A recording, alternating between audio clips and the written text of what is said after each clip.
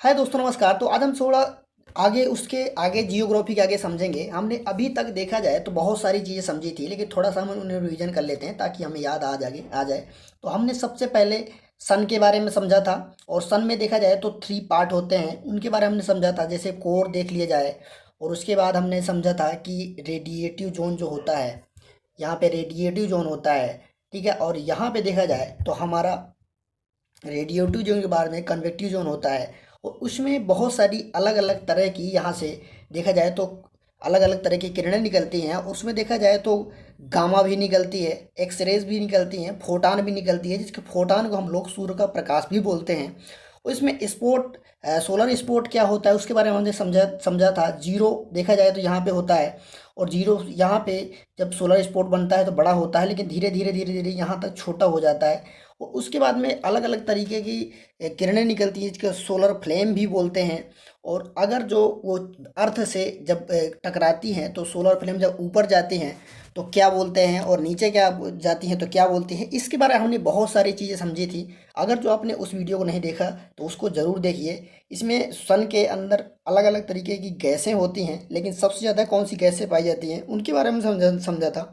अब हम समझते हैं आगे की चीज़ें, ताकि हम बेहतर तरीके से आगे इसको हम लोग समझ सकें। ठीक है, तो आज हम समझते हैं।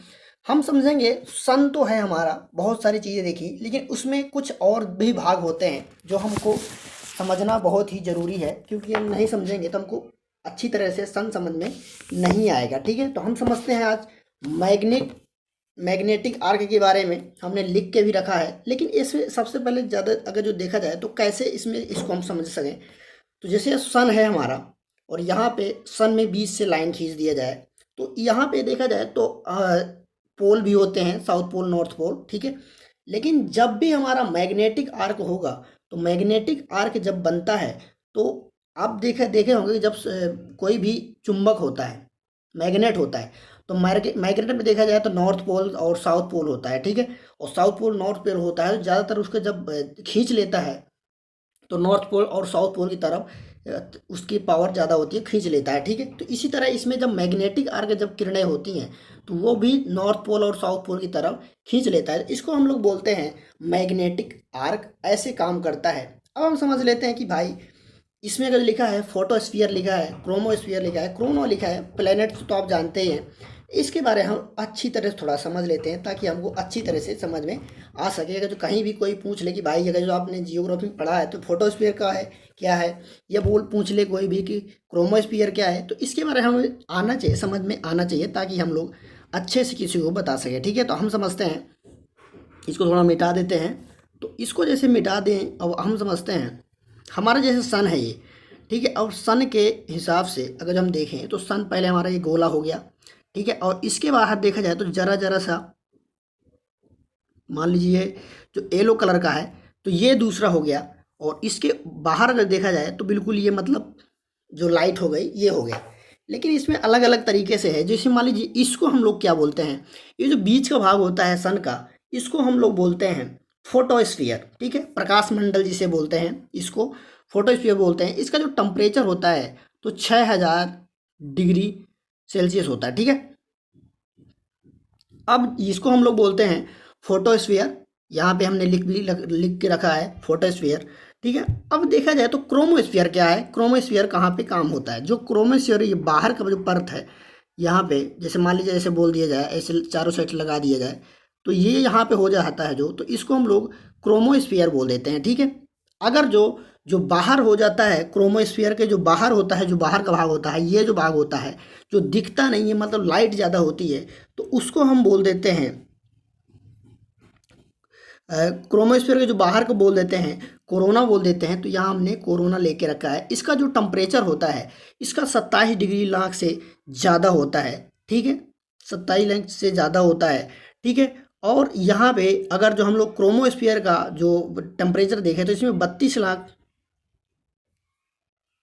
हजार जो होता है, यहाँ पे हमने लिख नहीं रखा है, लेकिन यहाँ पे जो क्रोमोस्फीयर का जो टेम्परेचर होता है तो 32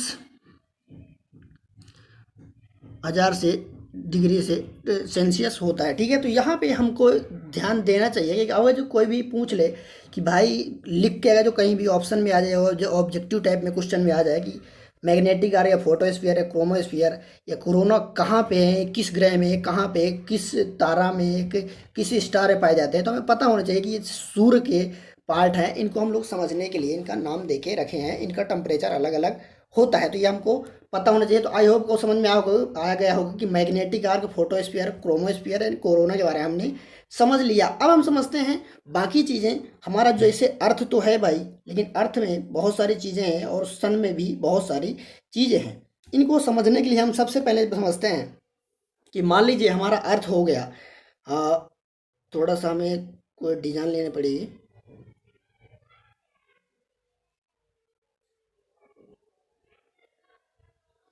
जैसे मान लीजिए हमारा ये अर्थ हो गया, ठीक है, ये हमारा छोटा सा अर्थ हो गया, बल्कि हमारे ऑलरेडी यहाँ पे सन बना हुआ है और ये हमारा अर्थ हो गया।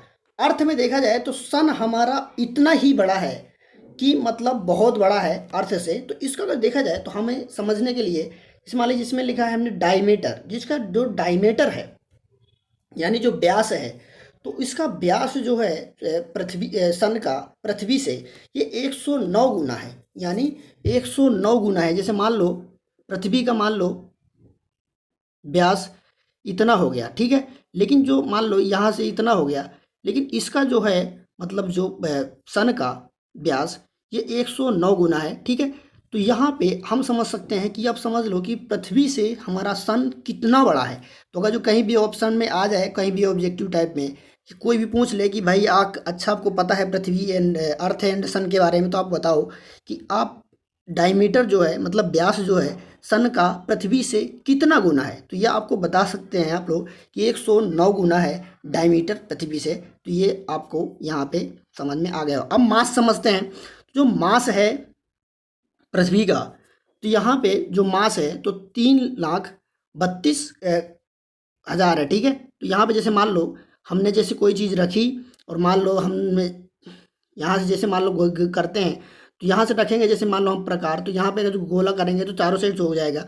तो ऐसे देखा जाए तो इसका जो मतलब मास है तो 3,32,000 है। तो ये आपको मास याद रखना है। कभी कभी ऐसे क्वेश्चन आ जाते हैं, इसलिए हमने सोचा कि इसको आपको बताना चाहिए। नहीं तो मैं तो ज़्यादातर कोशिश करता हूँ कि आपको जो चीज़ समझ में आ जाएंगी तो आप लोग अपने आप से बना सकते हैं, समझ सकते हैं। कुछ चीज़ें ऐसी होती हैं जिनको समझने के साथ साथ याद करना भी ज़रूरी होता है, ठीक है। अब हम समझते हैं ग्रेविटी कितनी है भाई। ग्रेविटी तो आपको पता है, गुरुत्वाकर्षण बल के कारण हम लोग पृथ्वी में रुके हुए हैं, नहीं तो हम भी उड़ते रहते हैं, ठीक है। तो ये ग्रेविटी के कारण हमारा जो है, जो ग्रेविटी के कारण है हमारा, तो इसको समझने के लिए जैसे हमारा पृथ्वी में जैसे ग्रेविटी है, हमारी जो ग्रेविटी है, तो पृथ्वी के ग्रेविटी से हमारे जो सन की ग्रेविटी है, जो सन की ग्रेविटी है वो 28 गुना है, ठीक है। 28 गुना है। पृथ्वी की मान लो 1 गुना होगी, तो इसको मतलब 28 गुना सन की है। तो इतनी है हमारी सन की ग्रेविटी। अब समझ लो गुरुत्वाकर्षण बल जिसे बोलते हैं। अब डेंसिटी देख लिया जाएगा। जो डेंसिटी मतलब घनत्व जिसे बोलते हैं हिंदी में, घनत्व मान लो अगर जो आपका 20 है, पृथ्वी का 20 है, हमने 20 लिखा है, ये पहले से एक लिखा हुआ था, ठीक है। तो ये जो मान लो 20 है जो पृथ्वी का घनत्व, तो इसका मतलब पृथ्वी का घनत्व 20 है। तो इसी प्रकार जो अर्थ इसका है, जो सन का है, जो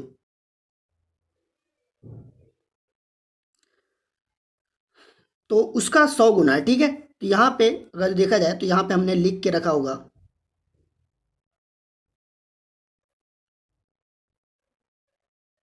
डेंसिटी। तो यहाँ 20 लिखा है, लेकिन यहाँ पे 5 मान लो हम कर देते हैं, 5 गुणे 20 बराबर 100, ठीक है। तो ये हो जाएगा 100, ठीक है। अब समझते हैं जैसे मान लो एनर्जी कितनी होती है, पृथ्वी की एनर्जी और सूर्य की एनर्जी में कितना डिफरेंस है।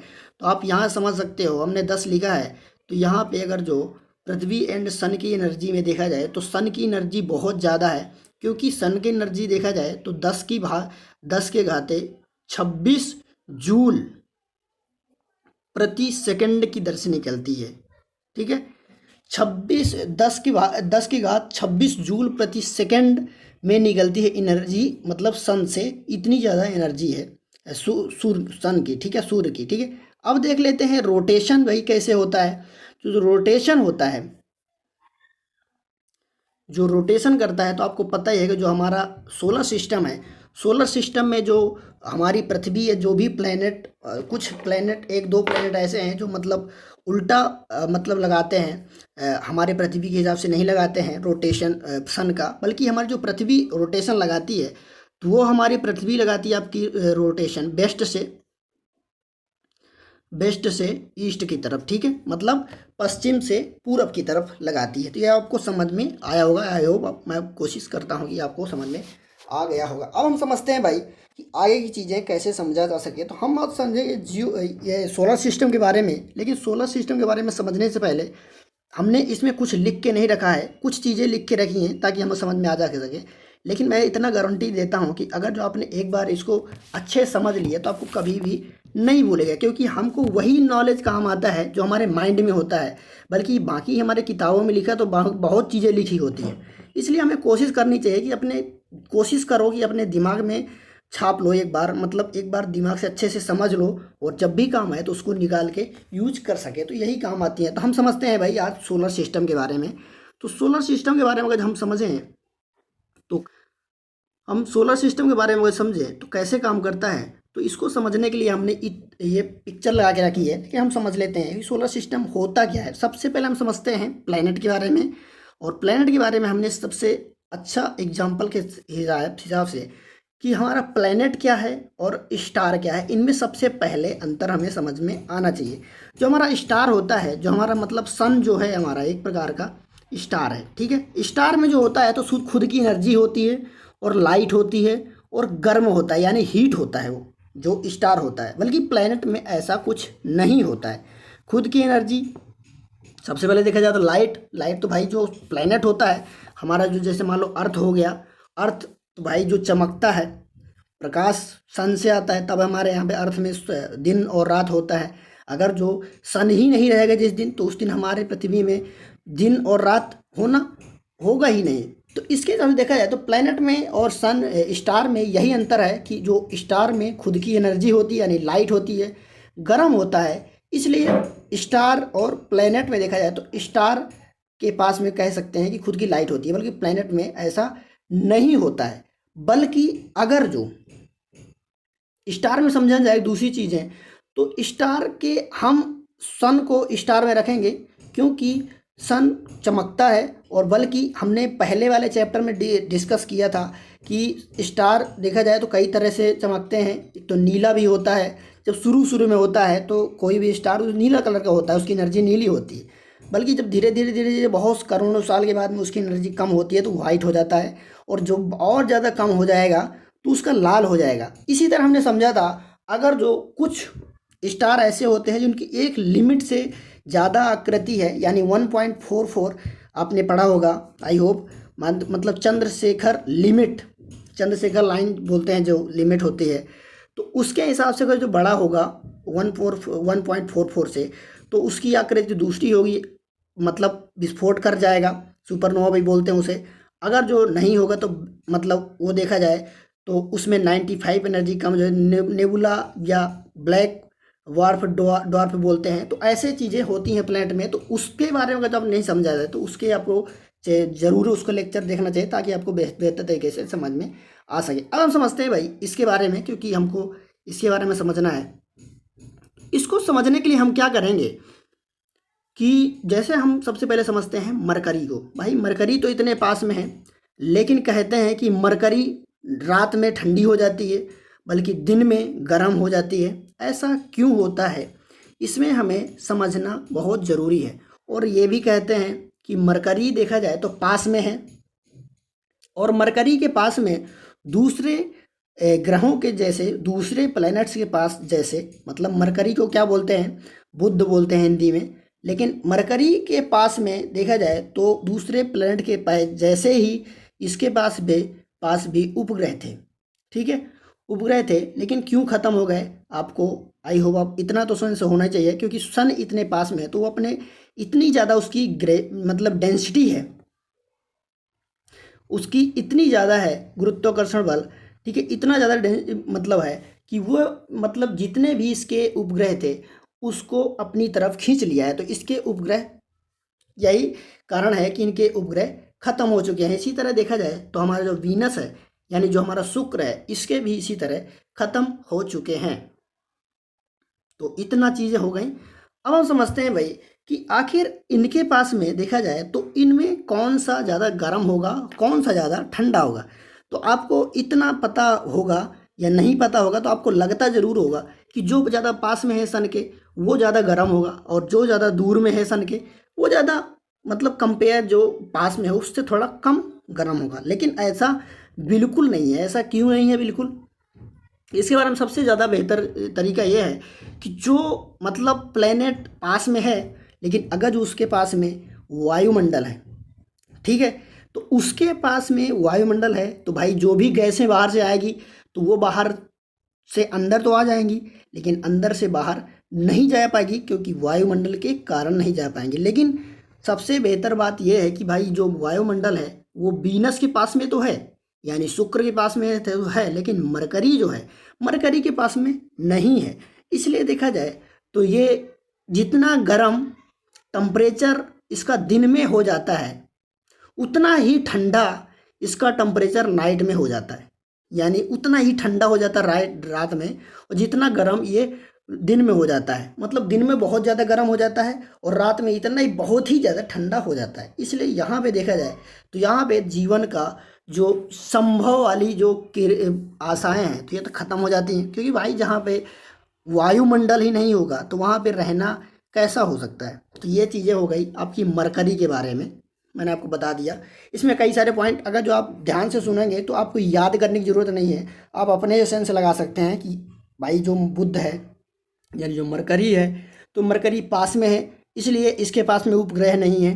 दूसरी बात, इसके पास में वायुमंडल नहीं है, इसलिए देखा जाए तो रात में सबसे ज़्यादा ठंडा हो जाता है, और जो दिन में है तो ये गर्मी आने के कारण ये दिन में गर्म हो जाता है। ये आपको ध्यान में रखना है। लेकिन प्लेनेट में एक चीज़ और भी समझने वाली बात है कि भाई प्लेनेट तो हैं, लेकिन प्लेनेट क्या है? जो प्लेनेट जो हैं तो ये सन के चक्कर लगाते हैं, तो सबको अब पता है, लेकिन इनका आकार भी बड़ा होता है। ऐसे को हम लोग प्लेनेट नहीं कह सकते। जो मतलब आकार से, जितना आकार रखा गया है उससे कम होंगे उनको प्लेनेट नहीं बोलते। नहीं तो हमारे पास देखा जाए तो यहाँ पे जो एस्टेरॉयड्स हैं, मतलब क्षुद्र ग्रह हैं यहाँ पे जो, तो यहाँ पे बहुत सारे हैं, लेकिन इनको हम लोग क्यों नहीं बोलते? क्योंकि इनके जो प्लैनेट्स है, इनकी जो आकृति है बहुत ही कम है, इसलिए इनको हम लोग प्लैनेट की जगह नहीं रख सकते। लेकिन इनका दूसरा भी रीज़न है, क्योंकि इनकी जो मतलब ऑर्बिट है, जैसे हम लोग समझते हैं ऑर्बिट के लिए, जैसे मान लो बुध की ऑर्बिट यह हो गई, और यहाँ पे शुक्र की ऑर्बिट हो गई, अर्थ की ऑर्बिट हो गई, ठीक है, और यहाँ मार्स की ऑर्बिट हो गई, और यहाँ पे जो एस्टेरॉयड्स हैं, एस्टेरॉयड बेल्ट बोलते हैं यहाँ पे, तो इनकी देखा जाए ऑर्बिट नहीं है, बल्कि जुपिटर की ऑर्बिट हो गई, ठीक है, सैटर्न की ऑर्बिट हो गई, यहाँ पे सभी की ऑर्बिट है। इसलिए देखा जाए तो ये ऑर्बिट में अपने घूमते हैं, बल्कि अपनी ऑर्बिट से दूसरे की ऑर्बिट में नहीं जाते हैं। इसलिए सेकंड कारण ये भी है कि ये जो प्लेनेट हैं अपनी ही जगह घूमते हैं, अपनी ही ऑर्बिट में घूमते हैं, बल्कि दूसरे ऑर्बिट में नहीं जाते। इसलिए इनको प्लेनेट देखा जाए।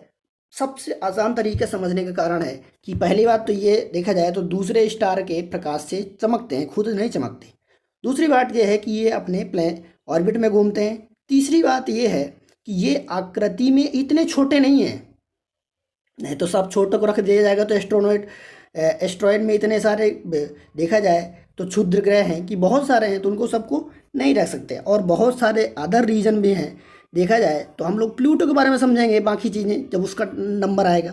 तो ये चीज़ें हो गई कि भाई अब देखा जाए तो हमारे अर्थ हमारी थर्ड नंबर का प्लेनेट है इन सोलर सिस्टम में, ठीक है। तो इसके बारे में देखा जाए तो अर्थ हमारा जो है ये ब्लू कलर में है, लेकिन इसके पास में आपको सबको पता है कि इसके पास में एक उपग्रह भी है, जिसको हम लोग कभी बचपन में देखा जाए तो माँ देखा जाए तो मामा कह के बोलती है।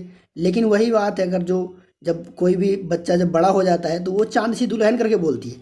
तो इसमें देखा जाए तो मून का जो रोल है तो ये आदमी के जीवन में अलग अलग तरीके से आता है। तो इसको हम लोग समझ सकते हैं। तो इसके हिसाब से अगर जो प्यार से हम इसको याद करना चाहें तो इसको मून बोलते हैं, यानी चंद्रमा बोलते हैं। चंदा मामा भी बोल जाता है और चांद दुल्हन भी बोल जाती है।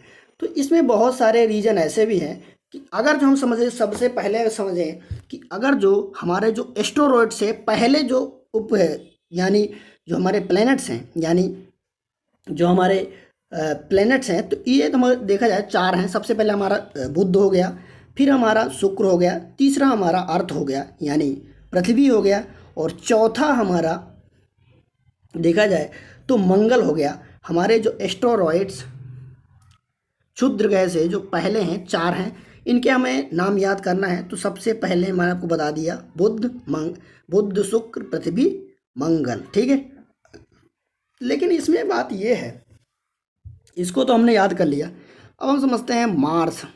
इसको देखा जाए तो हम किस नाम से जानते हैं मार्स को, तो आपको पता ही है। लेकिन इसको अगर हम अच्छे तरह समझना चाहें तो कैसे हम लोग समझ सकते हैं, इसको समझने के लिए हमें थोड़ा देखना पड़ेगा। मंगल देखा जाए तो हमारा मंगल जो है, तो ये तो भाई पहले सबसे पहले रेड कलर का है, और रेड कलर के साथ साथ में इसमें देखा जाए तो डाइमोस करके एक उपग्रह है, और दूसरा देखा जाए एक मिक्स्ड ओलंपिया करके भी माउंटेन है, ठीक है। इसमें देखने के लिए सबसे ज़्यादा अगर देखा जाए तो डाइमोस जो है सबसे छोटा उपग्रह है। डाइमोस ये जो है तो ये आपका मंगल में है, ठीक है, मंगल के पास में है डाइमोस। लेकिन कभी कभी चीज़ें आ जाती हैं इसमें, अलग तरीके से क्वेश्चन पूछ लिए जाते हैं, जिसको हम लोग समझने के लिए आगे हम लोग टाइम से समझेंगे। जैसे मान लीजिए अब हम समझते हैं क्षुद्र ग्रह क्या होते हैं। तो क्षुद्र ग्रह यानी एस्टेरॉयड क्या होते हैं भाई। एस्टेरॉयड तो यहाँ पे हैं लेकिन घूमते रहते हैं, क्योंकि बेल्ट भी उपलब्ध है। और अगर जो पूछ ले, बहुत सारे घुमा के क्वेश्चन पूछ लेता है कभी कभी कि अच्छा आप बताओ कि एस्टेरॉयड जो बेल्ट उपलब्ध है यानी प्रेजेंट है, तो कौन कौन से मतलब प्लेनेट के बीच में उपलब्ध है, या कौन कौन से प्लेनेट के बीच में एस्टेरॉयड घूमते हैं। तो आपको इतना ध्यान रखना है, अगर जो उसने पूछ लिया कलर के हिसाब से कि भाई रेड, यानी घुमाने के बड़े एग्जाम में पूछ लेते हैं कि रेड यानी मार्स यानी मंगल, या बोल दिया जाए जुपिटर, या जुपिटर बोल दिया जाएगा। यानी जुपिटर इस टाइम पे बृहस्पति वाले को बोलते हैं, सॉरी बृहस्पति को बोलते हैं, यानी ऑरेंज कलर का जो है ये बृहस्पति, तो इसको बोलते हैं जुपिटर। इसके बीच में घूमता है, यह बोल दीजिएगा कलर के हिसाब से बोल दीजिए ब्लू तो आपको पता है कौन सा ग्रह है, हमारा अर्थ है, या ब्लू, या बोल दीजिए सैटर्न। तो इस तरह घुमा के पूछ सकता है। तो इसके आपको सबसे पहले इसको ध्यान रखना पड़ेगा और याद करना पड़ेगा। ध्यान रखने के लिए सबसे पहले आपको मन से पढ़ना पड़ेगा और मन से समझना पड़ेगा।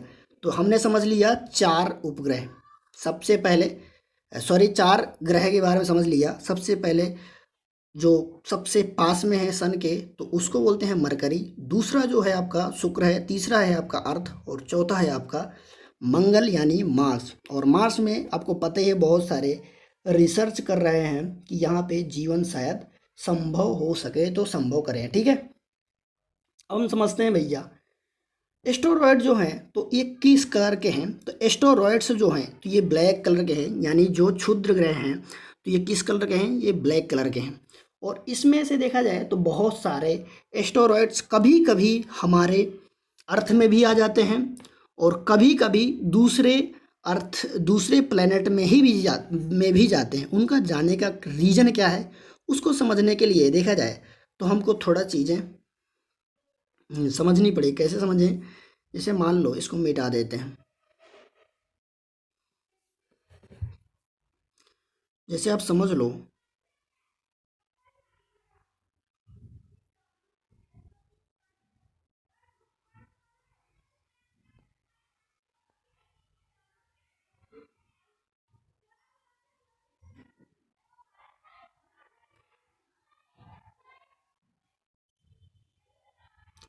ये हमारा क्या हो गया,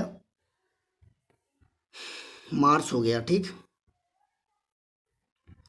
और यहाँ पे हमारे क्या हो गए,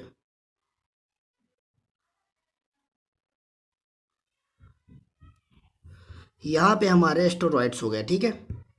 अब मार्स क्या करेगा भाई, कौन सा सबसे पहले देखा जाए तो हमारा ग्रह कौन सा मार्स के पास में है। तो हमारे जो मार्स के पास में है ग्रह है, तो ये हमारा मतलब कौन सा है, जो मार्स के पास में ग्रह है, तो ये सॉरी जो एस्टेरॉयड के पास में जो ग्रह है, तो ये आपका है मार्स। और हमने जो बना दिया है मार्स, इसको बड़े आकार में यानी बनाने के लिए, समझाने के लिए हमने लाल कलर का यानी रेड कलर का बना दिया है। और इसको समझने के लिए हम क्या करेंगे, इसको छोटा करेंगे समझने के लिए। जैसे मान लो इसके पास में क्या हुआ, एक बार ये मार्स है, ये घूम रहा है, ऐसे ऐसे घूम रहा है अपने मतलब अपनी कक्षा में घूम रहा है, ठीक। और अपने जो घूम रहा है अपनी लाइन में, कहीं लाइन से इधर नहीं जा रहा है। मैं आपको इसलिए ऐसी भाषा का यूज़ कर रहा हूँ लैंग्वेज का, ताकि आपको समझ में आ जाए, ठीक है। लाइन अब ऐसे ऐसे घूम रहा है, तो ये अपने में भी घूमेगा भाई, अपने में भी घूमेगा और जाएगा भी। तो जो मतलब एस्टेरॉयड, अब समझने के लिए जैसे मान लो यहाँ पे हो गया, ठीक।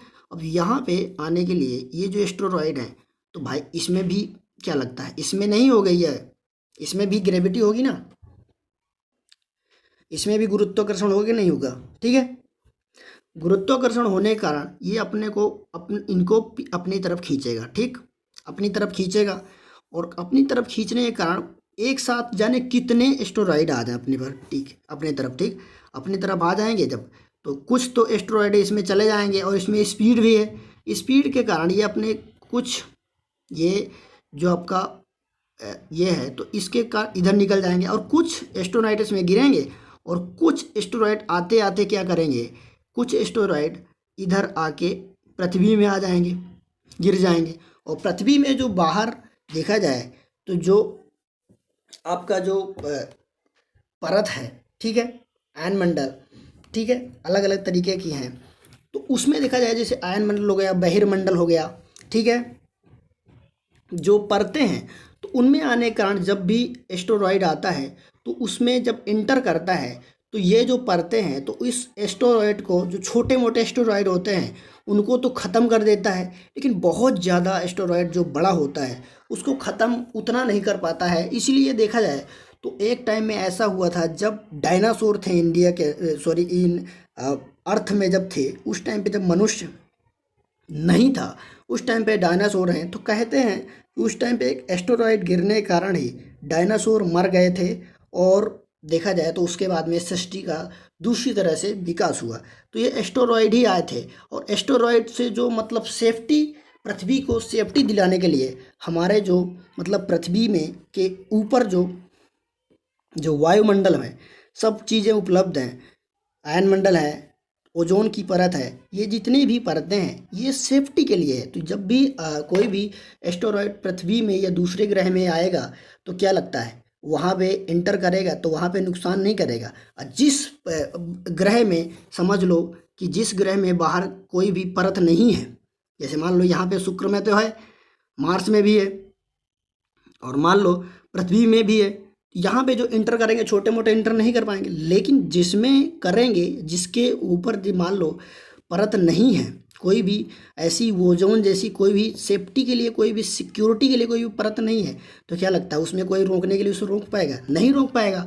इसीलिए देखा जाए तो जो चंद्रमा है हमारा, जो चंद्रमा जिसको वो बोलते हो आप लोग, कि जो घूमता रहता है पृथ्वी के बाहर, तो वो जो चंद्रमा है, तो इसीलिए वहाँ पे बहुत सारे एस्टेरॉयड्स गिरते हैं।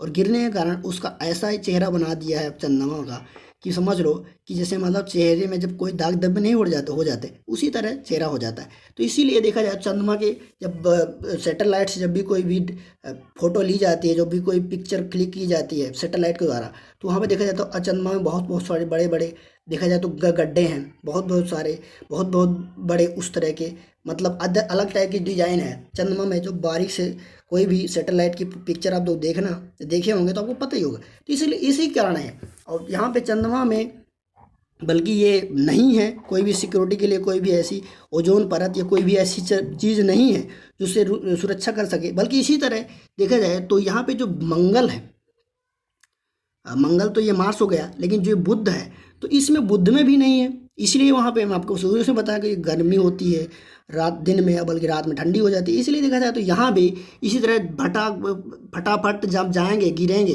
दूसरे से दूसरे पास नहीं जा पाए तो यहाँ से यहाँ गिरेंगे, तो इसकी भी हालत इसी तरह चंद्रमा की जैसे हो गई है, ठीक है।